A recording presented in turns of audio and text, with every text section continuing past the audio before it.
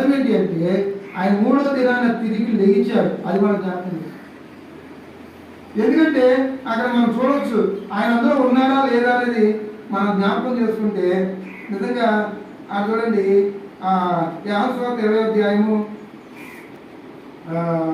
అక్కడ ఒక మాట మీకు జ్ఞాపకం చేస్తా. చూడండి 20వ అధ్యాయము 6వ వచనం చదవండి, 5వ వచనం చదవండి. వంగి నారబట్టలు పడి ఉండట చూచని కానీ అతడు సమాధిలో ప్రవేశింపలేదు.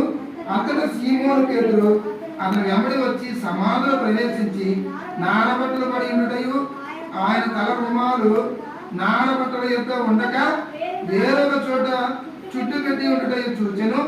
అప్పుడు మొదట సమాధి యొక్కకు వచ్చి ఆ శిష్యులు లోపలికి పోయి చూచి నమ్మెను. ఆయన మృతుల్లో నుండి లేచుట అగత్యమును లేఖను వారు గ్రహించారు. ఇప్పుడు యేసు ప్రభు సమాధి దగ్గరికి వెళ్ళారు. యోహాను, యాకోబు, పేతురు వెళ్ళినప్పుడు లోపలికి చూస్తే ఏమున్నాయి అక్కడ? యేసు ప్రభుకు చుట్టబడిన నారబట్ట, రుమాలు పక్కన పెట్టు. లోపలికి వెళ్ళి చూస్తే అక్కడ ఎవరు లేరు, యేసు ప్రభు వారు. అప్పుడు చూసి నమ్మారంట వాడు. సమాధిలోకి వెళ్ళి చూసి నమ్మారు.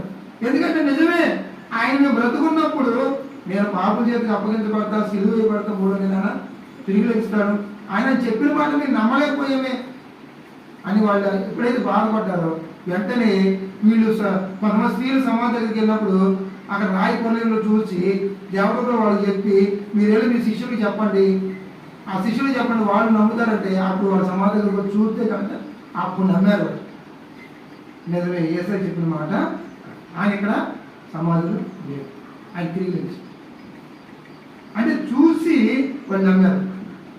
దగ్గరికి వెళ్ళి సమాధి లోపలికి వెళ్ళి చూసి నమ్మారు. ఏమని అక్కడ అంటే అర్థం ఏంటంటే వాస్తవంగా మనము కూడా పదే పదే మనం ఎప్పుడు చూసినా మనం ఆయన మృతుల్లోనే ఎదుగుతాం.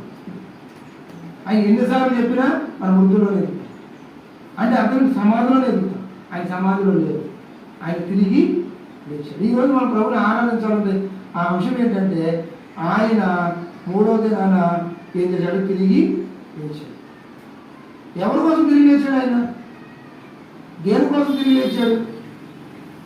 ఆయన సమాధిలో లేకుండా 3వ దినాన్ని ఎందుకు తిరిగి లేచాడు? ఎందుకు తిరిగి లేచాడు అనేది మనం జ్ఞాపకం చేసుకుంటేనే మనం ఆనందం చేయాలి. ఇంతకాలం మనం సమాధిలోనే ఎదిగాం, నేను కాదనట్ల. సమాధిలోనే చూసాం, కాదనట్ల. సమాధి దగ్గరికి వెళ్ళాం, కాదనట్ల. ఎవరిలాగా? స్త్రీలాగా